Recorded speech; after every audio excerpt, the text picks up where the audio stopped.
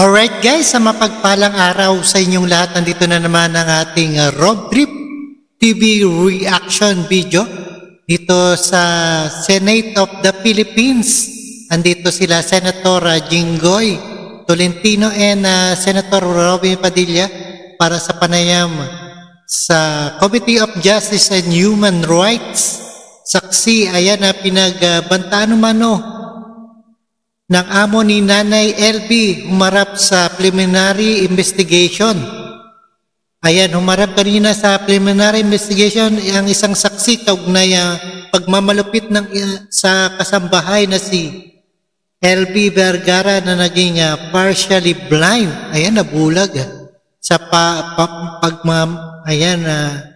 pagmamalupit ng isang employer. At panoorin po natin at galit na galit sila Senator Robin Padilla at mga senators, si Senator Rapi Tulfo and Jinggoy and Tolentino. And no further ado, and watch it guys. Adyakan, sabunutan, grabe, hilahin, iumpog, paluin sa iba't ibang parte ng katawan at pati na rin sa ulo. Taon.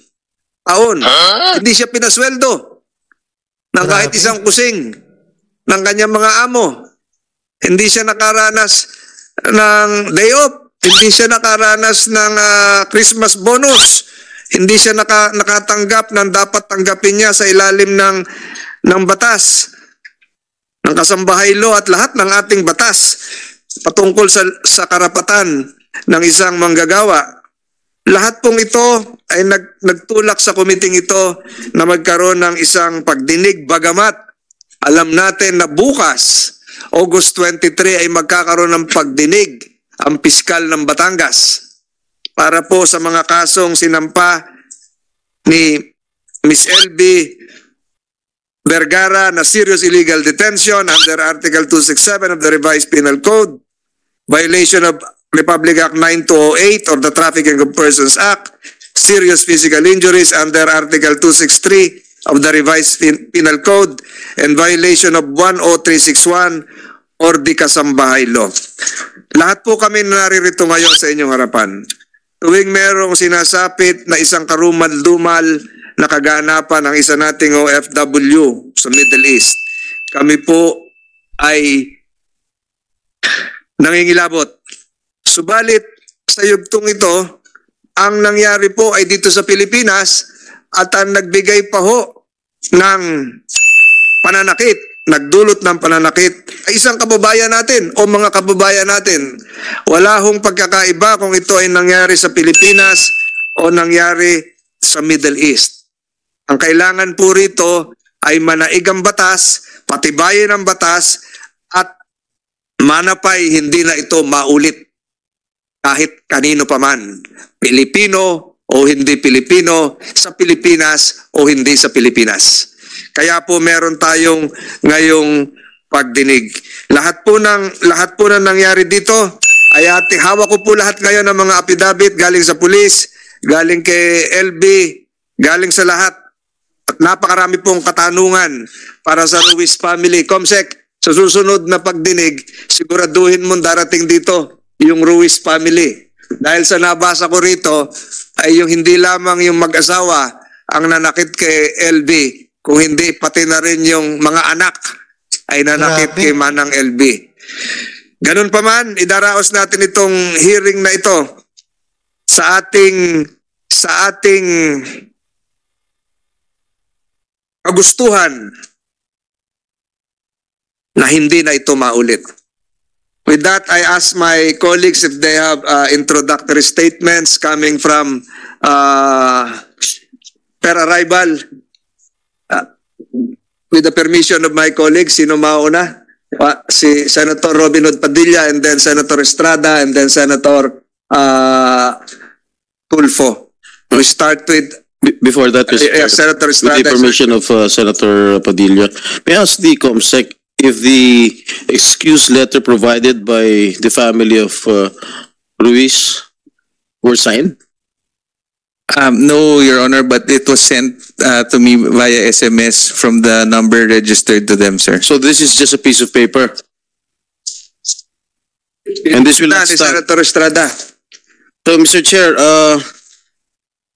I move that we subpoena the family of Jerry Ruiz, Jerry Ruiz, the wife, Franz Ruiz, and the 2 children. I move, Mr. Chair. Without objection on the part of our colleagues here, the secretary is directed to prepare the necessary subpoena. So directed. Senator Padilla, you're recognized for your introductory statement. Magandang tanghali po. A'udhu billahi minasyaitanir rajim. Bismillahirrahmanirrahim. Alhamdulillah rabbil alamin. Bismillahi wassalatu wassalamu ala rasulillahi. Assalamualaikum. Isang pagbati po sa ating chairman, Senator Francis Tolentino, sa atin pong mga kasamang senador, ang pinatawag pong tagapagtanggol ng masa, Senator Jingo Estrada, at ang palaban po na ating Senador Raffy Tulfo. Isang magandang umaga po. At sa lahat po ng ating mga bisita. Chairman, ako naman po ay wala masyadong sasabihin pa dahil gusto ko po magtanong na. Sana po sa pagtatanong bibagyan niyo ako ng oras. Yun lang po. Mauna po kayo. Salamat po. Senator Estrada is recognized for his introductory statement.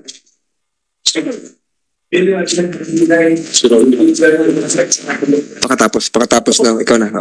Thank you very much, Mr. Chair. Good morning, Mr. Chair, and to all my colleagues, Senators Padilla and Tulfo.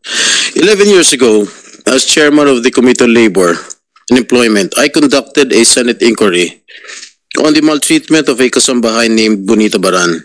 She was a domestic helper who almost completely lost her vision after her employer pressed a hot iron against her face. She sustained serious injuries and bruises all over her body due to repeated beating and hitting by her employer.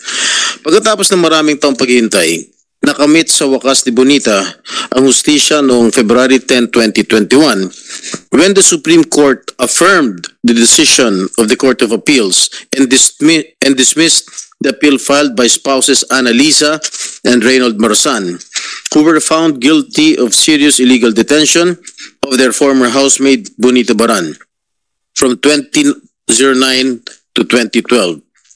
However, the case involving Annalisa was dismissed in view of her death on June 22, 2020, while Reynold was elevated from accomplice to principal in the crime. Reynold was sentenced to reclusion perpetua in order to pay Bonita a total of 225,000 as moral damages, exemplary damages, and civil indemnity. Naging daan ang matinding pangyayaring ito para mapabilis ang pagsasabatas noong 2013 ng Republic Act No. 10361 na mas kilala bilang Batas Kasambahay. Batas Kasambahay is a landmark piece of labor and social legislation that recognizes for the first time domestic workers as similar to those in the formal sector. Bilang pangunahing may akda ng Batas Kasambahay, ako po ay lubos na nalulungkot na 10 taon pagkatapos na may batas ang Batas Kasambahay, meron namang pang-aabuso at pagmamalupit na nangyayari sa nating kababayan na kasambahay, sa aling LV Vergara, sa kamay na kanya naging amo na kapwa ating Pilipino. Halos parehas ang kanilang sitwasyon na dahil sa sobrang pananakit at pambubugbog ng kanilang among pinagsisilbihan, halos mabulag at mawala na sila ng paningin. Higit sa lahat, sila ay natanggalan pa ng dignidad.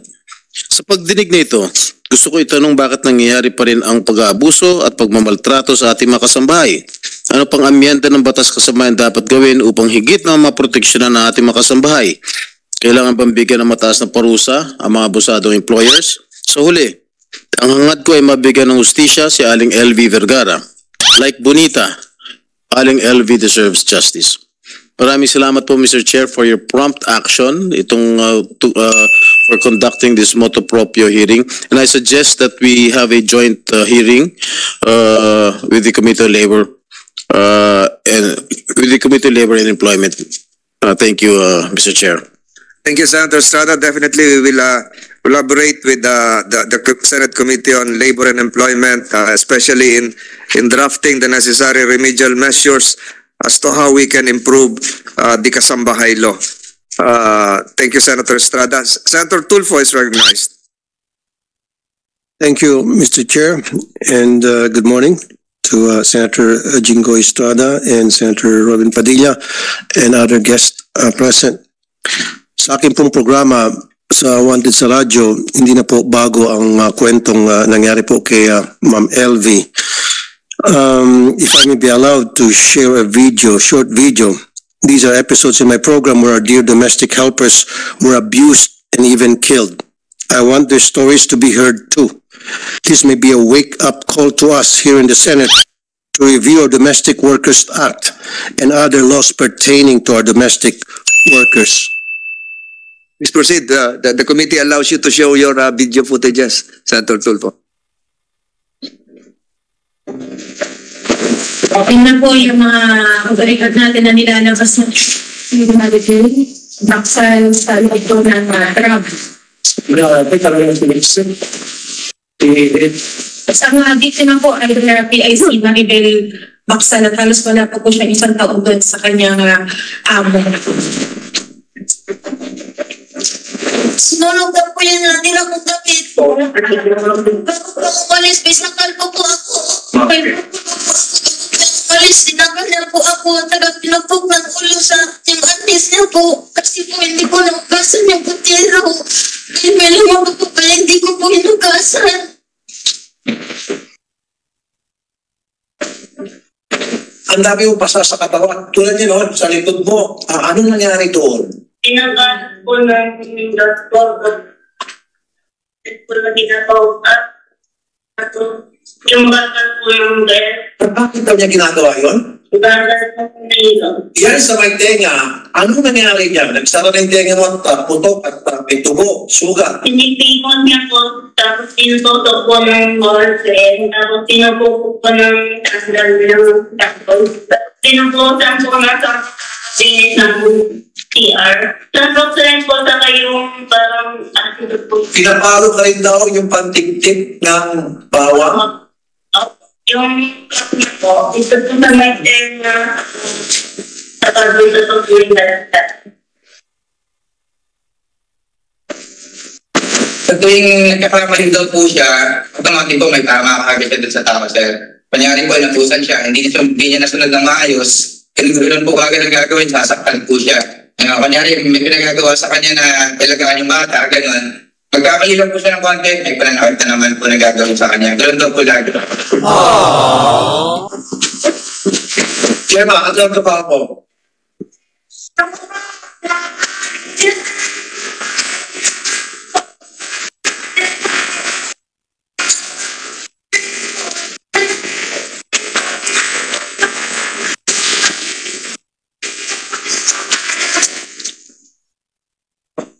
Okay, Mr. Chair, bakit po hindi natin napoprotektahan ang ating mga kasambahay?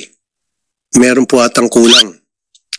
These employees should be held with a much higher criminal liability for their acts of harm against their domestic helpers. These domestic helpers are at a disadvantage. They are poor. They do not know anyone. They are far from their home.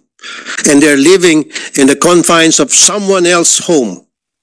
Any abuse against them is like an abuse of superior strength and must be considered an aggravating circumstance.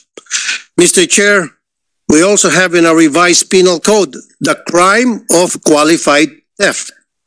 In that law, our domestic workers are punished with a penalty 2 degrees higher than the penalty for regular theft.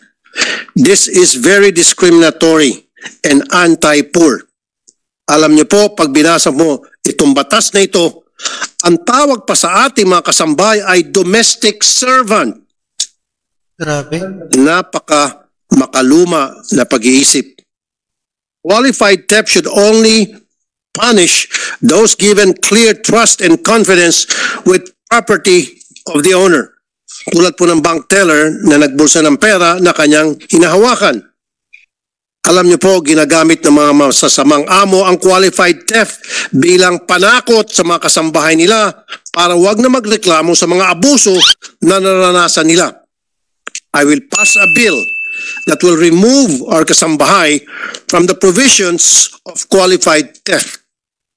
Kasi po, Hindi naman po sila masahol pa sa regular na magnanakaw sa kalye dahil lang sila ay nagtatrabaho ng marangal bilang mga kasambahay. Mr. Chair, I will support any move of this committee to better the plight of our kasambahay. Kasi po, hindi lang sila basta manggagawa. Pamilya po sila. Again, thank you, Mr. Chair. I will reserve my questions later. Salamat, Senator Tulfo. To have an orderliness in these proceedings, tatanungin muna natin si LB. Sunod pong tatanungin natin ay yung kanyang mga kamag-anak na naririto, yung kapatid niya. Pagkatapos po ay tatanungin natin yung mga doktor na tumugon kay Manang LB. Pagkatapos po ang kapulisan, and then DSWD, and then is the Dole here? Nandito ba ang Dole? Yes. So ulitin ko, LB family, DOH, PNP, DSWD, and others na yung huli. And then any of our colleagues here present can shoot their questions, but I promise Senator Padilla will be first. I'll just be asking a few questions. Bago po yan, Mr. Chair. Yeah. Nandito po yung barangay captain na hinangin ng tulong. Para nandito po. Kayo, Kapitan. Kasama kayo sa others. Kayo Ikaw yung hinangin ng tulong ni Aling LV? Magandang umaga po. Si Madam LB po ay dumating lang po. Sagutin niyo po. Ikaw ba hiningan ng tulong ni Aling LV? Hindi po siya humingi ng tulong, dumating lang po sa barangay. Barangay Hall. Barangay Hall, Mamburaw? Opo. Alright. Sige, salamat po. Manang LB, alam ko na yung istorya nyo. Hawak ko dito yung inyong mga salaysay. At alam kong bukas ay meron kayong hearing sa Piskalya ng Batangas. Gusto ko pong ilarawan nyo ngayon yung inyong istorya na nagsimula noong August 7, 2017, nung kayo ay magtrabaho sa pamilya Ruiz hanggang sa sinapit nyo yung mga nabahagi ng inyong salaysay na kayo ay sinaktan. Ito po ay umabot na ng 2023. Yung pagmamalupit na nakalagay dito ay nagsimula noong 2020. Kailan po kayo nagsimula magtrabaho? Sino po ang nag-recruit sa inyo? Ganong katagal po kayong sinaktan? Hindi ba ho kayo nakikipag-usap sa inyong mga kamag-anak? Kailan pa kayo nagpatingin sa doktor? At panghuli, siguro ang katanungan ng marami, anong uri po ng hustisya ang inyong gustong makamtan? Manang LB, marami po nakikinig ngayon. Nasa inyo po ang mikropono para sabihin ang inyong sinapit. Apo. Yung una po, nung start ko po nung nagtrabaho ako doon, 2017, August 7 yun. Nung una po, pagpasok ko doon, kabait-bait po sa akin. Nung huli na po, nung nagkunting mali lang po, nung 2020, sinasaktan na po ako. Kunting mali lang po, sinasaktan na po ako doon. Ang ginagawa po sa akin, itong tainga ko, suntok ng suntok po sa akin. Tapos po, yung pag konting mali po, yun, tuloy na tuloy po yung nananakit sa akin. Tinatagyakan, hinahampas. Grabe. Tapos po, inuuntog sa freezer. Po? Sa freezer po, nakahigang freezer. Inuuntog po yung ulo ko sa CR, tapos sa mga dingding kahit saan po. Sino unang nanuntok? Yung babae, lalaki? Yung pong babae. Ito po ay nagsimula noong 2020. Ito na po yung COVID pandemic. Tama po? Opo. Na po nila ako pinalabas. Kasi siguro yung mga amo nyo ay hindi rin lumalabas ng bahay kasi lockdown noon. Opo. So tuloy-tuloy po yan hanggat kailan po kayo nawalan ng vision, kailan kayo nabulag? Paningin. Ng paningin. Kailan kayo nawalan ng paningin? Ito pong kaliwa, kasabay po ng tainga ko. Nung Pebrero po, to 2020 din po. 2020. Yung kanan? Yung pong noong 2021 po. Well, hindi kayo pinatingnan sa doktor, hindi kayo... Po. Yung mga ngipin po, doon sa kanilang kamay din po, Opo. nangyari po yan. Opo, sa babae po. Tapos ang nabasa ko, sinabit Grabe, kayo doon sa sabitan ng karne. Opo, totoo po yun. Bakit magkakarne ba ho sila? May freezer? Ano ba hong meron sila? Mayroon- Pahanap buhay nila? Opo, nakakatay po sila ng baboy. Ayun, nagkakatay sila ng baboy, kaya may freezer sila na Hindi nakatay. upright freezer siguro, yung malaki. Tapos yung sabitan ng karne, yung gaya sa palengke, yung letter J na bakal, Opo. doon kayo sinabit. Opo, sinasabit po nila po ako doon. Hindi po kayo nagsuplong sa inyong mga kamag-anak, sa pulis? Sinamsam po yung cellphone ko, paano po ako makatawag. Pinasweldo ba ho kayo? Hindi po, buwat nung nag-start po ako doon. Kahit Grabe. piso? Wala po. Ilang taon kayo nagtrabaho na walang sweldo? Para pong 7 taon na po. 7 taon walang sweldo? Opo. Meron sigurong katanungan dito. Alam nyo ho, napakahirap po nung kahit isip-isipin ko, kaya ko pa ituloy yung mga tanong. Alam ko yung nararamdaman nyo, pero si Senator Padilla nagsabi na gusto niyang maunang magtanong. Hindi kayo sumulat o hindi kayo pinasyalan din ng inyong mga kamag-anak? 7 taon hindi kayo umuwi sa Batangas. Tiga Batangas ho kayo, di ba? Batangas City. Opo. Pero Hindi. po, pinaligaw ko lang po sila dahil sinabi ko pong taga-consumption ako. Saan po? Sa consumption sa San Jose. Pero taga saan ho talaga kayo? Dito po, taga-Batangas po. Taga Batangas. Po. Tapos, ni minsan hindi kayo umuwi sa Batangas sa 7 taon? Opo. Pasko, mahal na araw, Hindi po. araw ng mga patay, hindi kayo umuwi. 7 taon, nilaan niyo po yung buhay niyan. Tumulong kayo doon sa inyong mga pinamamasukan. Opo. Oo. May mga balita pa na pinaguhubad kayo, pinagsasayaw. Opo, totoo po yun. Alam niyo, ayoko nang ituloy itong pagtatanong. Gusto ko magtanong din yung mga kasamahan ko. Mauna po siguro si Senator Padilla, pakatapos si Senator Estrada, pakatapos po si Senator Tulfo. Senator Padilla, pwedeng pakituloy. Chairman, Yun yung gustong kumain muna habang nandyan yung... Nay, magandang umaga po, Nay. Apo, Chairman, yun po kasing gusto kong tanungin yung barangay captain eh. Pwede po bang tumalon na doon? Apo, nakapanumpa na naman si Kapitan. Kapitan, ready ho kayo sumagot? Lapit-lapit po tayo sa dapat mikropono at kapitan pakipindot ang po ano yan dyan. hanggang tumilaw yung pula. Salamat po. Sabi, Chairman, sabi kanina ni Kapitan, hindi daw humingi ng tulong sa kanya pero nagpunta sa...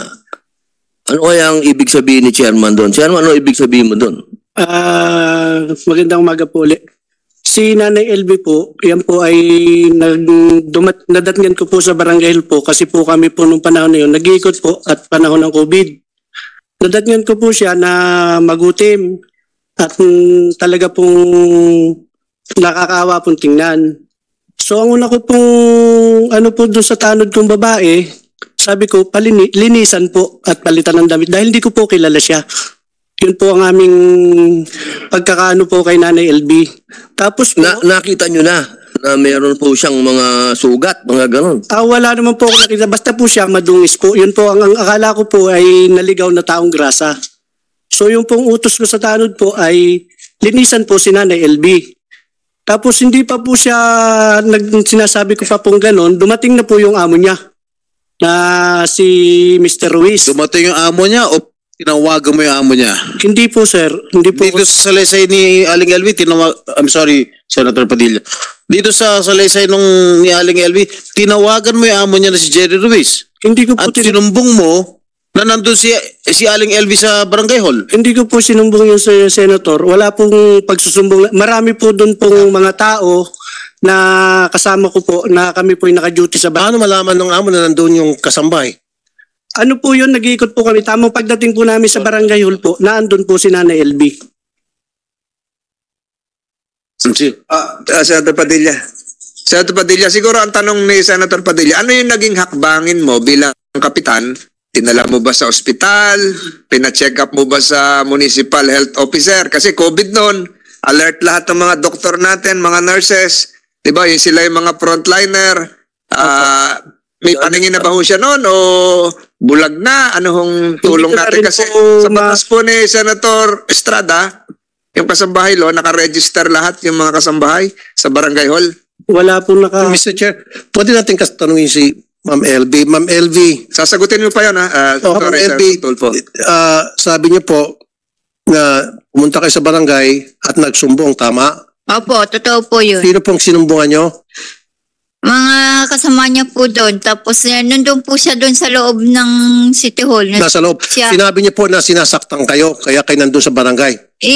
Opo, sabi ko po, ipakicheck po yung gamit ko dahil aalis na po ako doon. Nakatakas nga po ako doon. Nga po ako pumunta sa kanya. Okay. So nakatakas kayo, sinabi niyo sa kanya nakatakas ka, daladal mo yung gamit mo at sinabi niyo rin sa kanya na sinasaktan ka ng amo mo, tama?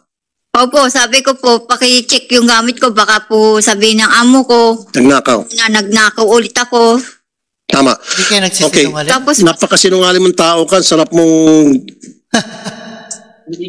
Alam mo, napakasinungaling mo. Gusto mo, ilay detector test ka namin, payag ka. Sige, pag lumitaw na ikaw ay nagsinungaling sa lie detector test, kukulong ka agad namin dyan sa baba. Yun naman po. So we might go. Mike, pakibukas yung mic. Yun naman po, sir. Alam nga ba naman magsisinungaling to si Ma'am LV? Anong reason para siya magsinungaling? Ikaw may dahilan ka para magsinungaling kasi tumawag ka sa amo tapos for all we know, baka bayad ka sa amo, baka sinuhulang ka ng amo. Ay, yun po, sir. There's no reason why she would be lying here.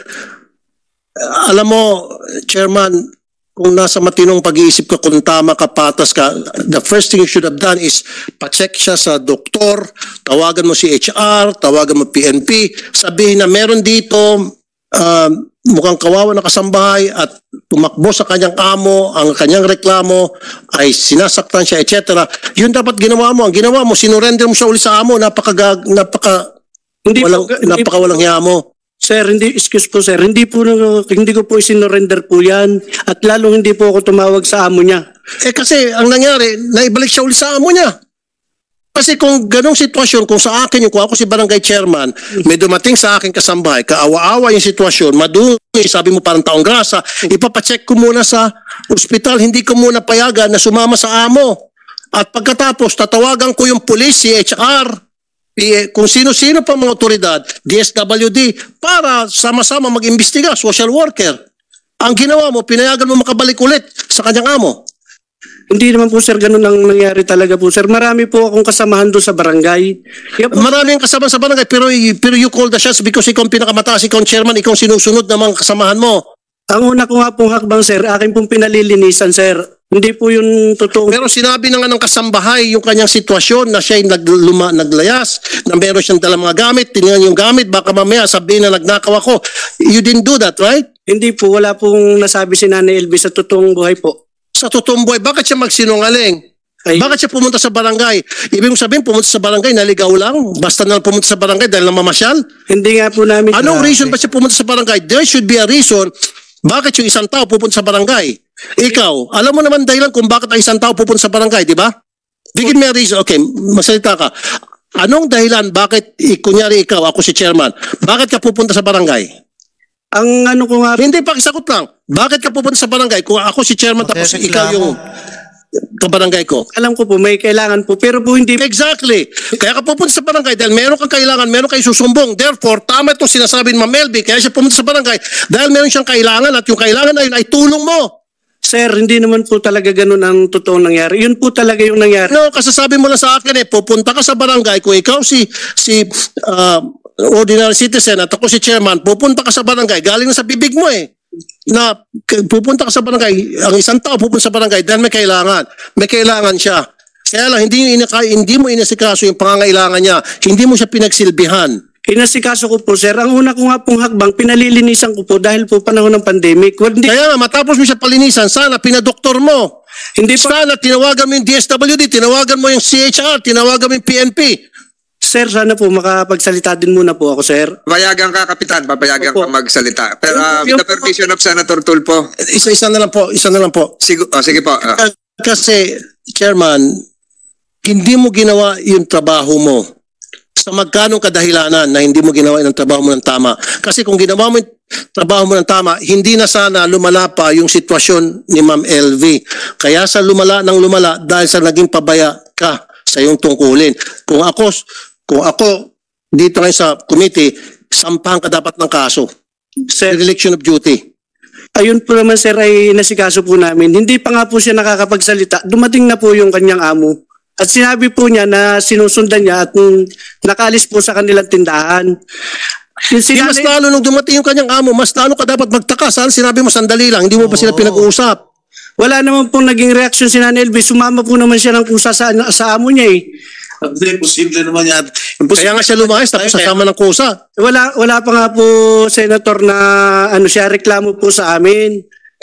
Mr. Chair, ipaano natin to, lie detector test, and then kapag lumitaw na sa lie detector test nagsinungaling to, ikulong natin sa baba. So kukulong kita.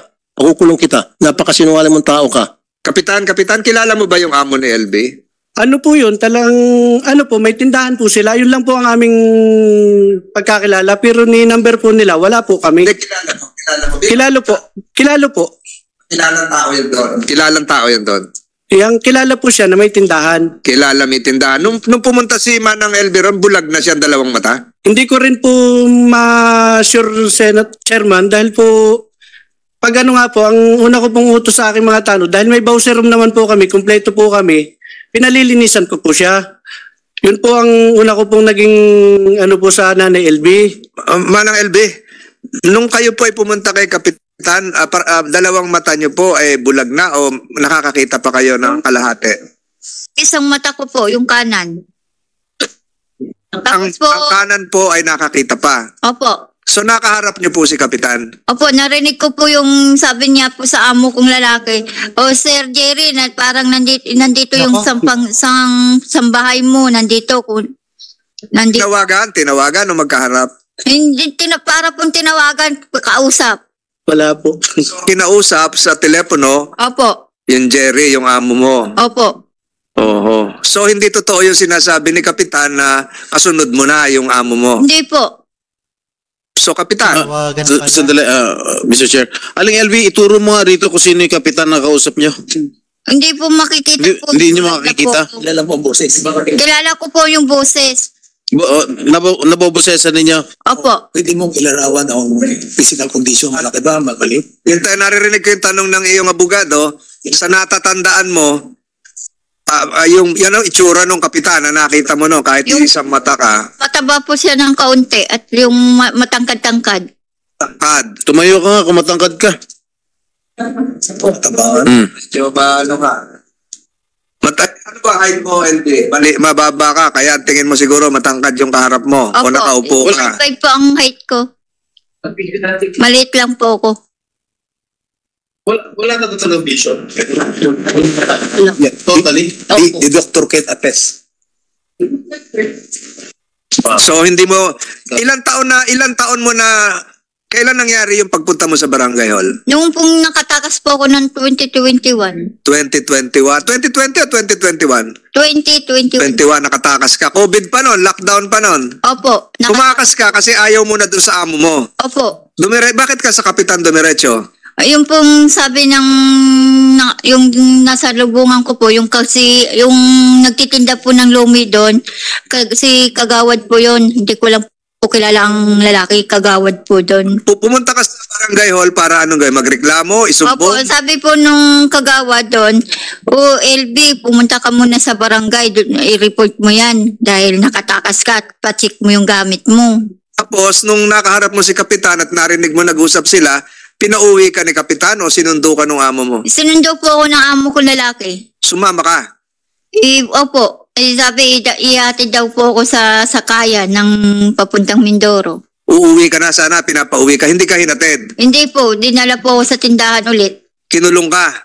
Opo, yun. Buhat nung pong galing ako sa barangay, hindi na po ako pinapalabas. Doon na lang po daw ako Hindi mo na nakausap si Kapitan? Hindi na po. Ito ngayon, nabobosesan mo naman? Opo. Siya yung Kapitan? Opo. Ano mo sasabi mo kay Kapitan? Nagkausap ba kayo ni Kapitan noon? Busy po siya sa kausap. Hindi niya po ako inintindi. Yun. Hindi ka inintindi? Opo, busy po sa kausap sa cellphone. Sino nag-check nung gamit mo na sinabing chechekan? Wala po. Ayun. Sabi niya, ipalilinis ka raw kasi maamos ka noon. Pinalinis, basta lang po, pinaupo lang po ako doon sa may parang school ng kindergarten. Hindi ka binigyan ng face towel, pampunas, t-shirt. Hindi po. Hindi ka pinaghilamos. Po. Langganang maliit, wala. Wala po. Kapitan, wala daw paglilinis.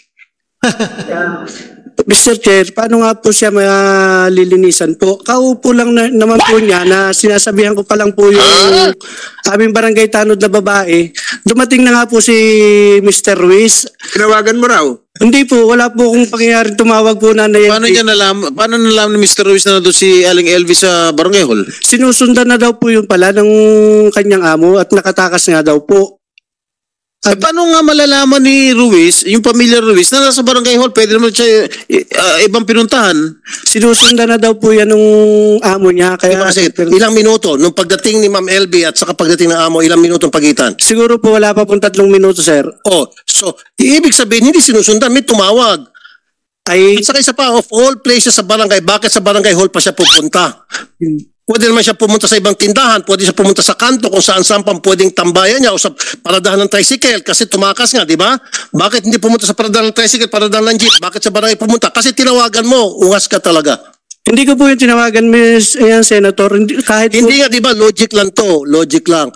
Ang isang kasambay na tumakas, hindi usually pupunta sa barangay hall.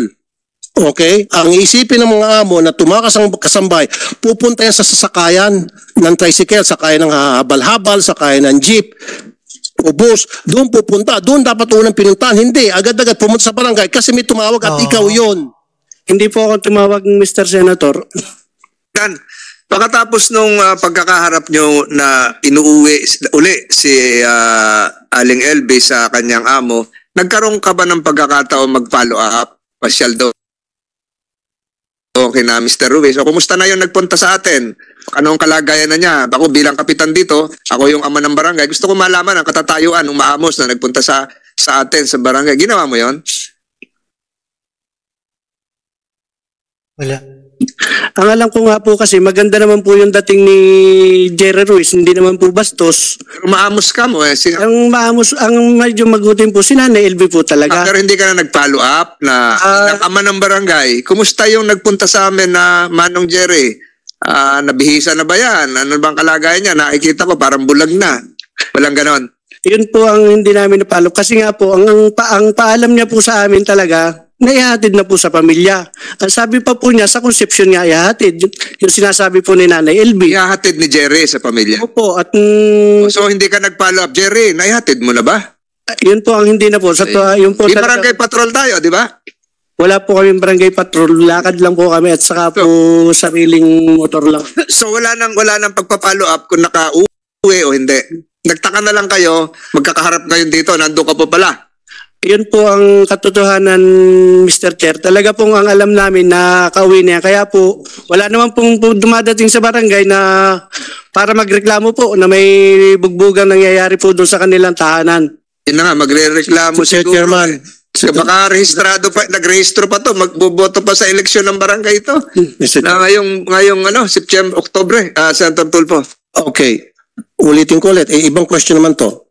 Palagi ikaw, kunyari ikaw sa sitwasyon niya, madalas kang binubugbog ng iyong amo. And then nagkaroon ka ng pagkakataon na para makatakas. Pagdating mo sa barangay, anong unang-una mong sasabihin? Kung ikaw, si Ma'am LV. Hindi, wag na. Sagutin mo na sa akin. Ulitin ko. Madalas ka nang binubugbog, sinasaktan, lahat na ginagawa sa inuuntog ulo mo, tinutusok mata mo, etc. etc. And then, nagkaroon ka ng pagkakataon na makatakas.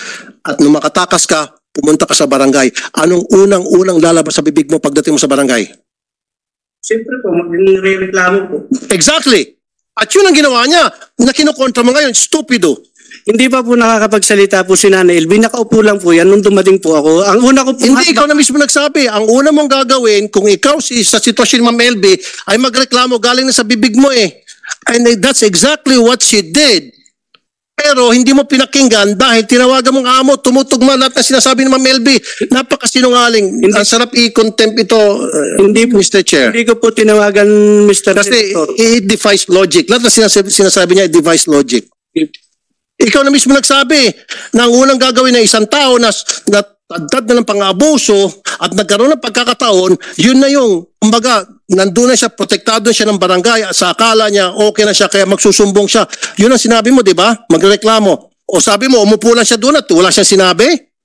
And she had 3 minutes? Sabi mo, kung totoo sabi mo, 3 minutes, dumating amo, sabihin natin, siguro papalusot mo, nandun yung amo, natakot lang siguro siya. Pero she had 3 minutes na nandun nakaupo lang, wala siyang sinabi, imposible. Nandun siya, yung sinasabi niya, nagsusumbong siya kung ano nang pinagsasabi niya, hindi niyo pinakinggan. And I'll tell you, isa sa mga nasibak, dapat ikaw masibak ka rin eh. Di ba may pulis yung pinagsumbungan? Itong si Master Sergeant Maria Eliza Palabay, na-dismiss kasi sinampan ng kaso ni Ma'am LB. Kasi kinampihan nitong pulis yung amo, parang ikaw din. Ikaw ang susunod na pasisibak namin. Nandito rin si police officer Palabay. Di ba? Nasibak ka? Na-transfer, sir, ng lugar, sir. Kaya, Your Honor. ganun na-transfer ka, nasibak ka. Yes, Your Honor. Kasi nireklamo ka at nakita, may probable cause, yung reklamo ni Ma'am LB kaya ka na-transfer. Tama? Ganun ka rin. Kaya lang ikaw hindi ko dapat ma-transfer, dapat ikaw ay makulong o masibak sa serbisyo. In your case, inireklamo ka dahil kinampihan mo yung amo at binantaan mo pa si Ma'am LV. Ito yung sabi sa reklamo, binantaan mo na wag nang mag-report, i-report yung mga employer kung hindi ay siya'y makukulong at mamapatayin. Your Honor, personally po, hindi ko po nakakausap si LB po, Your Honor. Anyway, mamaya ka na. Ito yung chairman talaga kasi kung hindi ka naging pabaya sa tungkulin mo, hindi na sana dadagdagan yung kalbaryo at impyerno na niranas nito. Naging pabaya ka talaga, Mr. Chair. Mr. Barangay Chairman. Totoo yan. Galing na mismo sa'yo, corner ka na eh. Magreklamo ka, yun ang una mong gagawin pagdating mo sa barangay. Yun ang ginawa niya. Mr. Senator, hindi nga po siya po nagre-reklamo pa. Hindi pa po siya umimik po, Mr. Chair. Yan po ay talagang nakaupo. Ang una ko pong hakbang, sabi ko po sa mga tao, palinisan po. Kasi nga po, madungis po. Hindi ko naman po kilala si Ate LB. Hindi ko po kilalang katulong yan ng mga Ruiz. Senator Tulfo, Senator Padilla. Tapos babalik ulit tayo doon sa sunod yung kamag-anak ni LB, tapos papunta tayo sa DOH and PNP. Apo, Senator Padilla. Salamat po, Chairman. Sundan ko lang po yung tanong ni Senator Raffy. Kasi dapat automatic yung Chairman pagka may dalawang partido doon sa harap mo. Kakausapin mo pareho, di ba? Di ba? Bakit naman ang pinakinggan mo lang, yung amo lang, hindi mo kinausap yung isa? Di ba automatic yun, pakikinggan mo yung dalawang partido? Kasi nga po, Mr. Senator, maganda naman po yung dating ni Mr. Ruiz. Wala naman pong panganong pinwersa si Nanay LB na tumakas na nga. Tumakas na nga eh. Hindi nga po namin alam, sir, na may ganun nangyayari kay Nanay LB. Di ba sinabi ka mo nung amo na tumakas? Tumakas nga daw po kasi ang sabi niya, kaiba na yung ginagawa niya sa tindahan. Wala na daw pong... Kaya nga, pinakinggan mo yung amo pero hindi mo pinakinggan si Nanay. Ay hindi na nga po nagsalita. Sumama na rin po siya kay Mr. Ruiz eh.